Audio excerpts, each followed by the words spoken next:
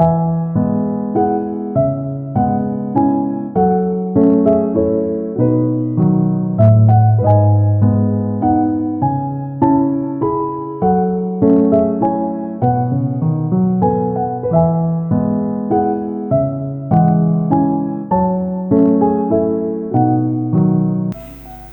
सारे दर्शक भाई बंधुओं को मेरा प्यार भरा नमस्कार। पिछले एपिसोड में इस्राएल का कनान यात्रा के बारे में चर्चा कर रहे थे। एक वचन पढ़कर उसका कुछ विवरण देकर समाप्त किया था। वचन एक बार और पढ़ते हैं। गिनती का किताब का 32 अध्याय 7वां वचन। और इस्राएलियों से भी उस पार के देश जाने के विषय जो यहोवा ने उन्हें दिया है, तुम क्यों अस्वीकार करते हो। वचन में लिखा है उस पार के देश जाने के विषय यहोवा ने उन्हें दिया है, तुम क्यों अस्वीकार करते हो। ध्यान दीजिए, अभी यहाँ पर इस्राएलियों दो ग्रुप हो गए। पहले इस्राएलियाँ सब एक साथ थे। लगता है आपको कुछ संदेह। आपका संदेह को दूर करते हुए हम आगे बढ़ेंगे। इसके लिए कुछ वचनों को पढ़ेंगे। पहला कुरिन्थियों का किताब का 10 अध्याय 1 से लेकर के 5 तक वचन। हे भाइयों, मैं नहीं चाहता कि तुम इस बात से अज्ञात रहो कि हमारे सब बाप दादे बादल के नीचे थे और सब के सब समुद्र के बीच से पार हो गए, और सब ने बादल में और समुद्र में मूसा का बपतिस्मा लिया, और सब ने एक ही आत्मिक भोजन किया, और सब ने एक ही आत्मिक जल पिया, क्योंकि वे उस आत्मिक चट्टान से पीते थे जो उनके साथ साथ चलती थी, और वह चट्टान मसीह था। परंतु परमेश्वर उनमें के बहुतों से प्रसन्न ना हुआ, इसलिए वे जंगल में ठहर हो गए। इन 5 वचनों पर ध्यान देने से मालूम हो जाएगा कि इस्राएलियों सब एक साथ थे, सब कार्य एक साथ किया। अब ये दो ग्रुप कैसे हो गया। पहले पढ़ा हुआ वचन एक बार और पढ़ते हैं। गिनती का किताब का 32 अध्याय उसका 7वां वचन। और इस्राएलियों से भी उस पार के देश जाने के विषय जो यहोवा ने उन्हें दिया है, तुम क्यों अस्वीकार करते हो। वचन में लिखा है उस पार के देश जाने के विषय जो यहोवा ने उन्हें दिया है, और तुम क्यों अस्वीकार करते हो। यहोवा ने उन्हें दिया, इसका मतलब है कि कनान देश को यहोवा ने उन 9.5 गोत्र को दिया। कनान देश ये 28 गोत्र को नहीं दिया।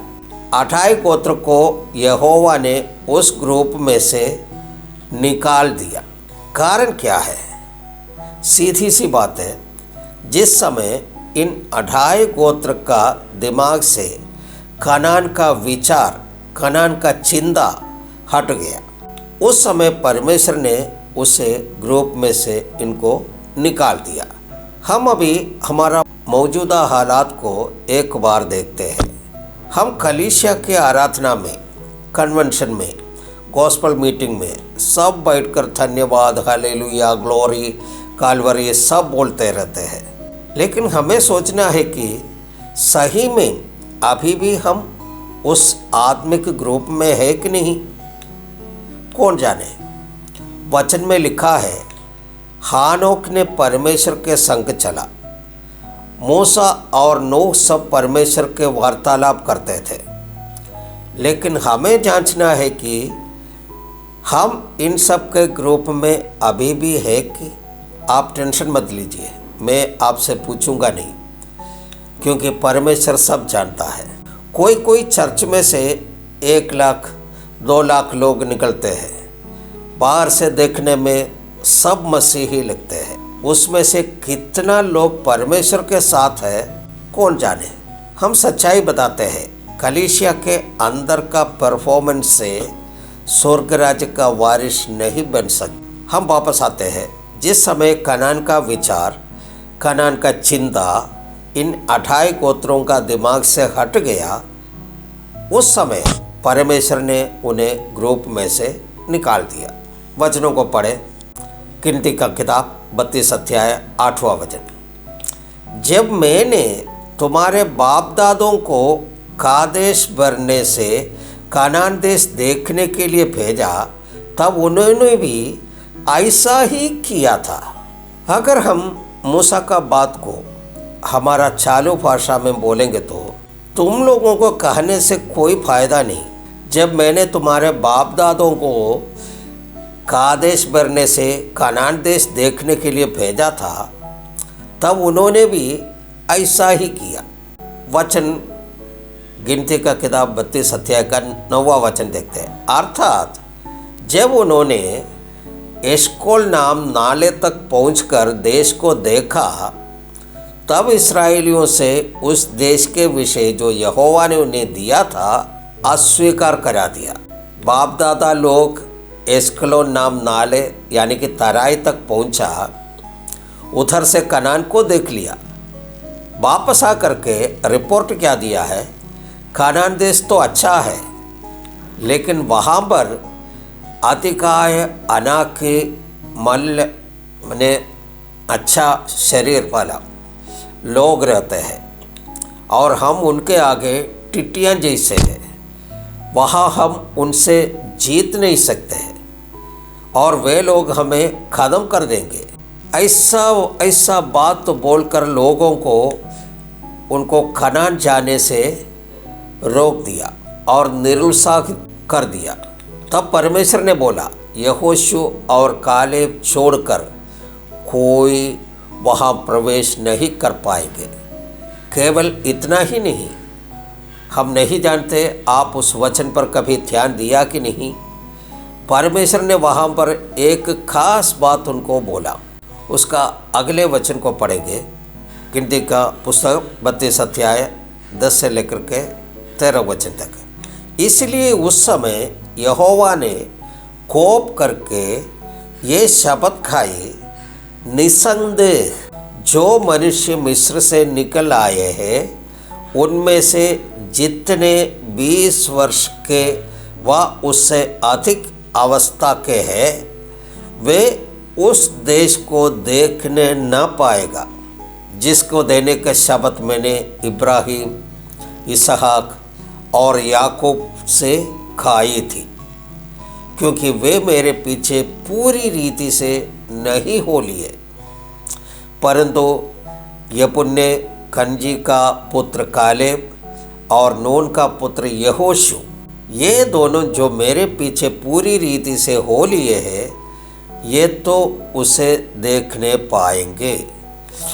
सो यहोवा का कोप इस्राएलियों पर फटका और जब तक उस पीढ़ी के सब लोगों को अंत न हुआ जिन्होंने यहोवा के प्रति बुरा किया था, तब तक अर्थात 40 वर्ष तक वो जंगल में मारे मारे फिरता रहा। इस्राएल जनता को मिस्र देश से कनान देश की ओर सीधे जाने के लिए 1 साल 2 महीना लगना चाहिए था। आप बताइए, ये लोग अभी 40 साल तक कहाँ है? जंगल में मारे मारे फिर रहा है, जंगल में भड़क रहा है। कारण क्या है? परमेश्वर खुद वहाँ पर कह रहे हैं, क्योंकि वे मेरे पीछे पूरी रीति से नहीं हो लिए। एक और ख़ास बात यहाँ 13वां वचन में लिखा है, जब तक उस पीढ़ी के सब लोगों को अंत ना हुआ। इस वचन के आधार पर मेरे भावना से कुछ बात बता रहा हूँ, ध्यान दीजिए। अभी इस्राएली लोग मिस्र छोड़े हुए 38 साल बीत गया। परमेश्वर अपने क्रोध में कहने के अनुसार क्या कहा था? यहोवा ने कोप करके ये शब्द खाई थी, निस्संदेह जो मनुष्य मिस्र से निकल आए हैं उनमें से जितने 20 वर्ष के व उससे अधिक अवस्था के हैं वे उस देश को देखने न पाएंगे। कब तक? जब तक उस पीढ़ी के सब लोगों का अंत न हुआ। इस्राएलियों में से 20 साल से ऊपर वाले लोगों पर अपनी नज़र रखे हुए हैं। इस्राएली आगे चल रहे हैं। परमेश्वर देखा तो थोमस का नाश नहीं हुआ, चलो 1 महीना और इसको घुमाते हैं।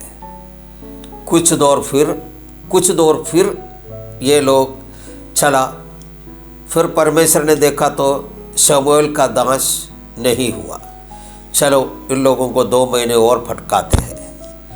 ऐसे परमेश्वर 20 साल से ऊपर के लोगों को देखते रहे, नाश करते रहे।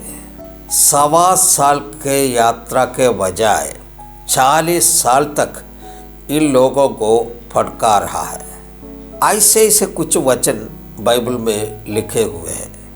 जब तक नाश न हो जाए, सारांश यही है, परमेश्वर पर संदेह करने वाले नाश हो जाएगा।